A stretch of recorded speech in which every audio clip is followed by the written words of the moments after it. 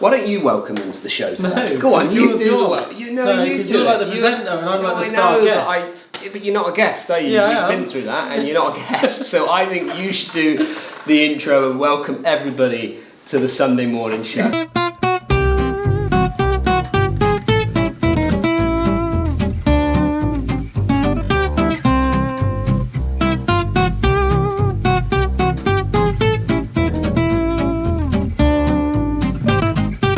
Good morning, everybody. Welcome to another Sunday morning show. Good morning. How are you, Dan? I'm very good. How are you? Thanks for letting me do the intro. I want you to present today. Honestly, I feel like I've made it in life now that I've got to actually present the best show on YouTube. Well, this is the best show, and everyone keeps telling us it's the best show.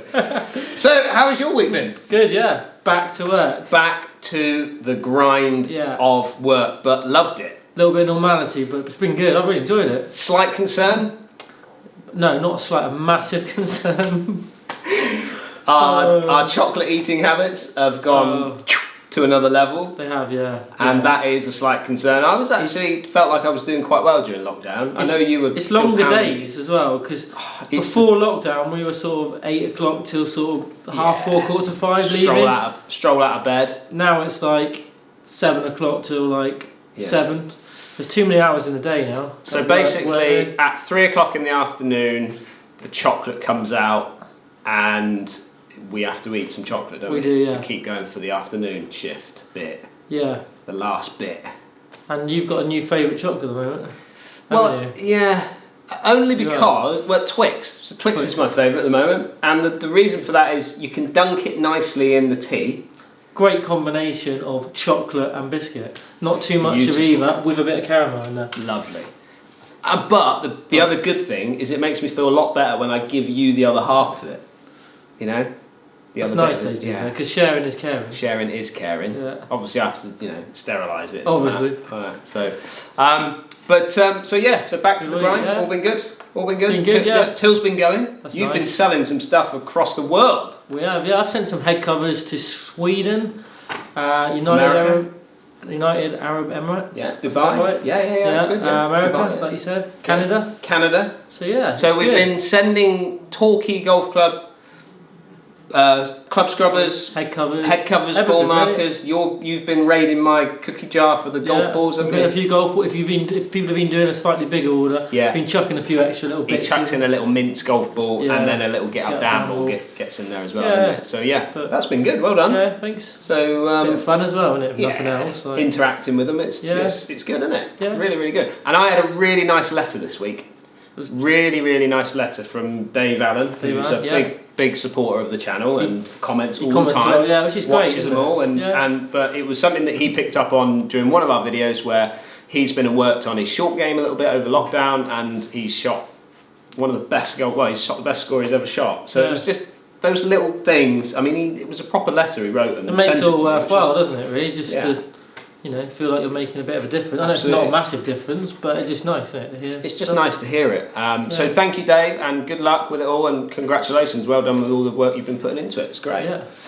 So we've been playing a bit of golf. Well, you haven't really played much golf this week, have you? No, I've not played at all this week. I hit some balls yesterday. Yeah. Did about an hour on the range, which was nice. Yeah. But we've got a little bit of golf coming up, haven't we? We do, yeah. So we've got this week coming on the show, on the channel, is going to be Bovey Castle starts. So Bovey Castle starts tomorrow, 6 o'clock in the evening tomorrow, and which will run through for the week, which is really good. I really enjoyed it. Yeah, absolutely, just love that place. Yeah. So that is part of the Dartmoor Golf Breaks, and we're doing a 3-part series for that, which get to see all of that. But we're going to go and play Yelverton on Monday, because we've got to finish off the 3rd part of the Dartmoor Golf Breaks thing. That's my. It's not my favourite course for sort of looks and how it plays, but I've had my most success there, so I'm looking forward to returning there. And also, it's tight, isn't it? It's tight, and it doesn't really suit me, so I don't know how I've won things. Well, I think when you put your mind to it, you can plot your way around a golf course quite nicely. We'll find out Monday. And it's Laura's home club, wasn't it? Yeah, my wife Laura, it's her home club, so she was a good amateur golfer there, and won a number of things around there. So it's her home place. So it was a shame she can't come and play with us in it. Actually, kind of wanted her, but with childcare and everything at the moment, it's a little bit more difficult. And then Wednesday. That's going to be good. Wednesday, we are teaming up with two of our very old friends, Dan Lyons and Mark Jarrett. And I know they both love the Sunday show, so hello guys. But we are teaming up with those guys on Wednesday to do a course vlog around Cayman Golf, which is what we talked about last week. Yeah. And Dan is actually, he owns Cayman Golf. Yeah. So he's going to join us for that course vlog. And Mark's a bit of a legend, isn't he? That will be fun. That will be fun. It's basically going to be four old mates, having a game of golf, and that's what it's going to be, a bit of fun. It's quirky. I think people will enjoy it because it's so different. And absolutely, they will. Yeah. It's like golf, but not golf. No, so. absolutely right. Got a question that's come in from Carlston Cox. Now, Carlston is he comes down Bristol, isn't he? Yeah. So he comes down, and his picture actually that comes up on Twitter is me and him having a picture together. He didn't want a picture of me last time. No, we couldn't find you. So he's put, Carlston, hello Carlston, he's put, I have a question for you both. How important is it to play the same ball? Ooh. I've just started playing one type after many years of playing different type, obviously any type. Does it make a difference? Now, I've done lots of golf ball testing over the years, and the big thing that I've noticed where it makes a difference is when you start getting into your the shorter stuff. So when you're hitting driver and longer clubs and things like that, I don't see the massive change in spin numbers. You might see a slight difference in launch, but the spin numbers, it's when you get into the wedges and the short game and think the scoring zone as such is where you're going to start to not necessarily see a visual difference as in how the ball flies, but certainly the spin numbers, the descent angles and things like that are going to change massively. And there's these premium golf balls, like a Pro V1 or Pro V1X, there's a lot of work that goes into producing quality golf balls that are going to perform how tour players want them to perform. So, I think I've tested other balls out on the golf course and I've not liked what I've seen. I always run back to my Pro V1. Back to the original question though, I think he was talking about not necessarily using a better ball. Yeah. He was using the same ball. Yes. And I would say 100% stick with one ball. Yeah. Maybe get fitted for the ball, because lots of the companies now do a good fitting. Stick with that same ball and play it the whole time, just for consistency. Absolutely. Golf to me is a lot about consistency. You'll get people who hit unbelievable golf shots and you'll be like, whoa, that's like ridiculous. But the better players are the ones that hit, they're good and bad shots, there's not a lot between them. Yeah. Your brother is so good at that, isn't he? Yeah, like And his bad shots, my bad shots, I lose balls. His bad shot, he missed the fairway by 5-10 yards. But what I would say as well, going to make the consistency. Yeah, stick with it is, but what I would say is that when it comes to spin numbers and things like that, he's so subject to the strike and how well. Like I can hit two shots now, and there'll be a 500-600 difference in spin revs from two pretty similar strikes. So it still does make a difference when it comes to how you expect that ball to react. And if you're jumping around from different manufacturers to different styles of balls from the same manufacturer, you're not going to get some consistency in your ball flight and what your visions are. Haven't you sort of experimented with balls recently? So I've put in the bag recently the AVX golf ball because I was really quite interested to see how it performed out on the golf course. I can stand in the studio getting numbers all day, but I wanted to see how it performed on the golf course. And the one thing, and I talked to you about this, but the one thing that jumped out to me with it was I love the feel of it off the face, I love the putting with it, love the chipping with it, love the look of it actually, the dimple pattern and things like that. That's just so different to a Pro V. It's slightly different, to a Pro V.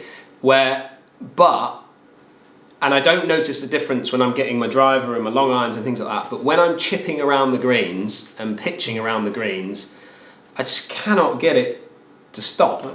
And I know the greens are a bit firmer now, but I just really struggle. I expect a ball to just check a fraction. I don't want it to spin up, but I want it to check up a little bit, and the AVX just seems to just keep going, and there's a prime example of shifting around with golf balls. So I would expect the ball to do a certain thing when I hit a certain shot, and with the AVX it's just not doing anything like I expect it to do. So Yeah, so I've run back to my Pro V1 once again. You know. So yeah, I think it's an important thing to stick with what you know, really, from that point of view.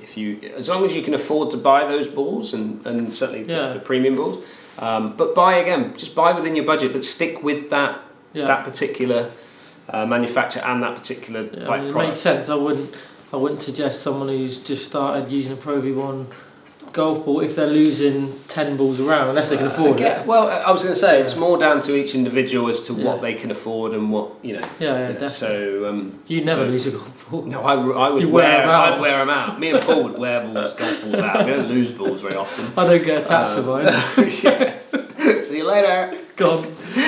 So, another question that comes up a lot, and this isn't one particular person asking this question, but it's a question that comes up an awful lot with us. Yeah. Tempo. Tempo. Now, what is tempo in the golf swing? That's the big question that I get asked a lot. What tempo? How fast? I think I need to swing it slower down, and these sorts of things. So, what's your take on it? Well, I think I would say there's not a correct speed or tempo to have in a golf swing or how you play golf. I think it's finding that tempo and speed that works for you. Yeah. Like you can have people who swing the club very quickly, but because their technique's so good and the movements are so well connected, it doesn't look particularly quick. But if you put it onto your launch monitors, you'd see it and you'd be like, crikey. Whereas other people can stand there and with not much rhythm, not much tempo, and sort of hit at the ball, and they'll be swinging it less than someone who's got good rhythm. Yeah. But it looks so bad. Yeah. Like let's go back a few years now. Okay, take someone like Nick Price, and I know this is going to be the extreme to one extreme to the extreme. But take Nick Price and Ernie Els. Yeah. Okay. Totally different. Yeah, from the same country, aren't they? Zimbabwe and South Africa. Sorry, anybody who lives in Zimbabwe. Yeah, same part of the world. So same part of the world. Same continent. But they obviously swing it at massively different speeds. Now. There's no right or wrong with either of those situations. It's the fact that they've got their own tempo for them. They're each individual. Yeah. Now I feel that possibly you and I are in the similar boat. Not obviously not. We're not major winners or yet. Not yet. But obviously those two are major winners. Yeah. But we have got two slightly different tempos in the way we swing the club. So mine would be probably just slightly slower in my tempo, whereas Leicester's might be a little bit quicker. Yeah. Now, I'm just going to take you out to the car park and just show you something. Right, we've come out onto the putting green because it's a little bit dangerous in the car park. There's a lot of cars in there, so we've come onto the putting green. Now, I just want to show you something. Right, Leicester. Yep. I want you to literally walk from here to that cup up there, and then walk back to me. Okay.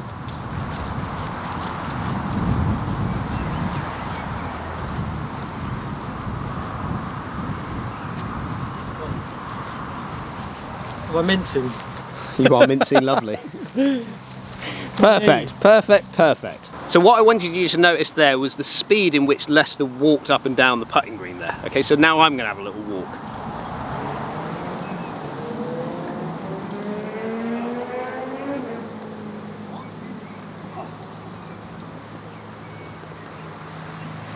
No wonder nothing gets done when you're at work. So, what hopefully you will have noticed there is that Leicester's speed in which he walks, he's walking at a quicker pace than I'm walking. His natural reaction, whenever we're in the shop, he's running around the shop all the time, whereas I'm a little bit slower in my approach to it. Even when we drive, when I watch Leicester drive a car, he's always changing gear a lot quicker than I would necessarily change gear. Normally I'm in the wrong gear. Normally because you're in the wrong gear.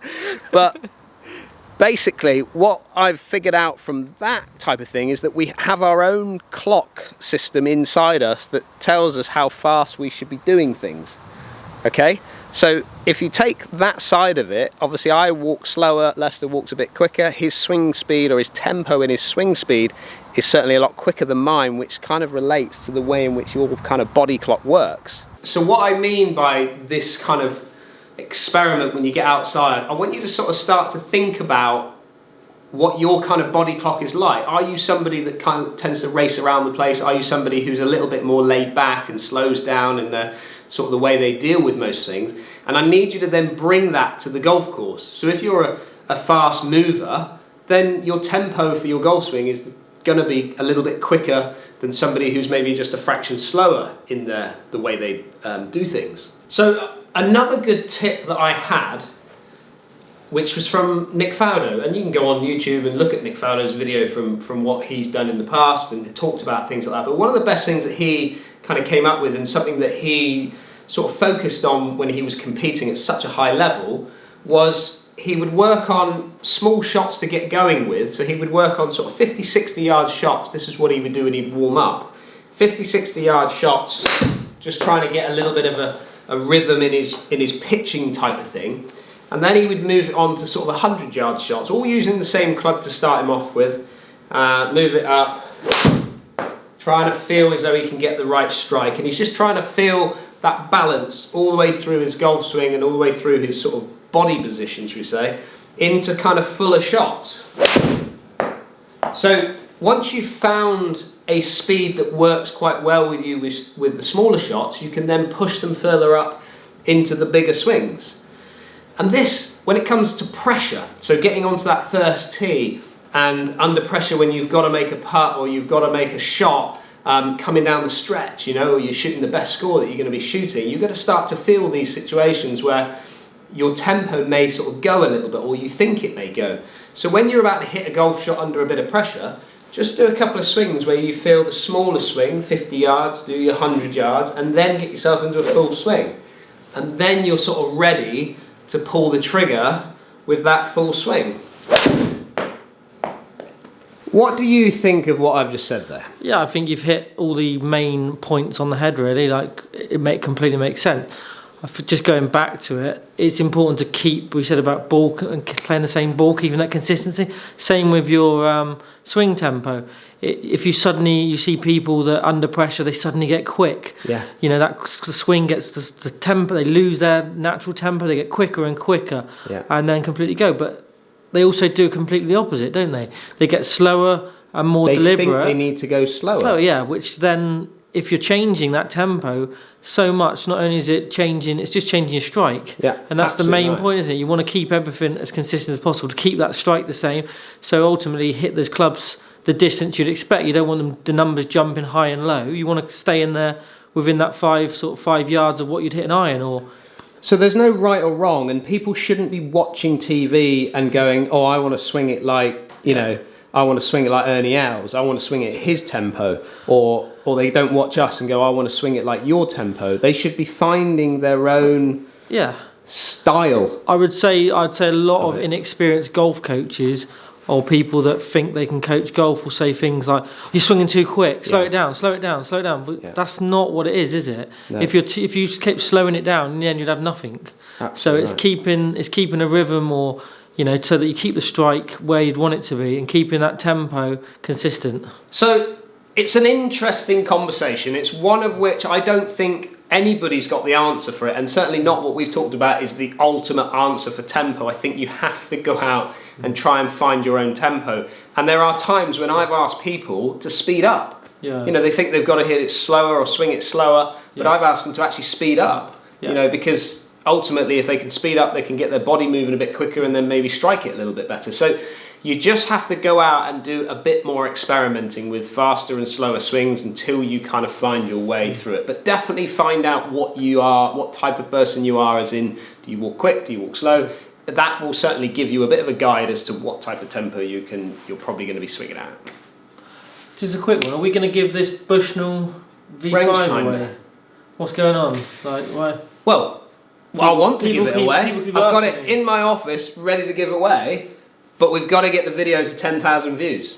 We're at 7,000, we've got 3,000 more, so if we can get it up to 10,000 by next week, then we'll give it away. But I've got to get it to 10,000 views. So you need to tell people to watch that video. You need to push that one across so people get a chance. Give it away. And then we'll just give it away. Yeah, someone's going to win it. So get out, if you haven't seen it, get over it. It was done probably Couple of it was done last week. It was done last week. So get over there, have a little look at it, look through the videos. It's a great product as well. Brilliant product. Really, really good. The last thing that I've got is, at this moment in time, we are close to 24,000 subscribers. Thank you everyone that has subscribed. Unbelievable, and I can't thank you all enough for the support that you've shown, Lester and myself, and Lee, because Lee's part of the whole deal with everything here. So, thank you so much for everything that you do for, to support our videos and keeping us moving. But we're not far away from what I feel is a milestone of 25,000 subscribers, and I do want to do something special for that. So there is another giveaway going to be coming. I don't know what it's going to be yet, but I do want to do something special for the 25 when we hit that 25,000 subscriber mark. So we're going to have to come up. And if you've got any ideas as well that we might be able to do for that, to give away or do something with a couple of winners or something like that, that would be quite nice, wouldn't it? So don't forget, we've still got to do we've got a round of golf, haven't we, with two of we gave that away at Christmas. Give that away at Christmas. That was amazing. That was fantastic. So we're still going to do that, and we're actually going to put them on video. So we're actually going to vlog that one. So that should be fun. So let us know. Put your comments down below. Let us know what you would like us to do for that 25,000. I think that would be good fun. Have you got anything else? No, I'm done. I think that wraps up the Sunday. We've waffled a lot this morning. Don't forget, if you're new to the channel, hit that subscribe button. Give us a thumbs up if you like what you're seeing. Tell all your mates about our channel as well. It's good fun, especially the Sunday show. Thank you, Lester. Thank you for your time, as always. Another busy week coming up. As always, stay safe, everyone, and we look forward to seeing you next Sunday.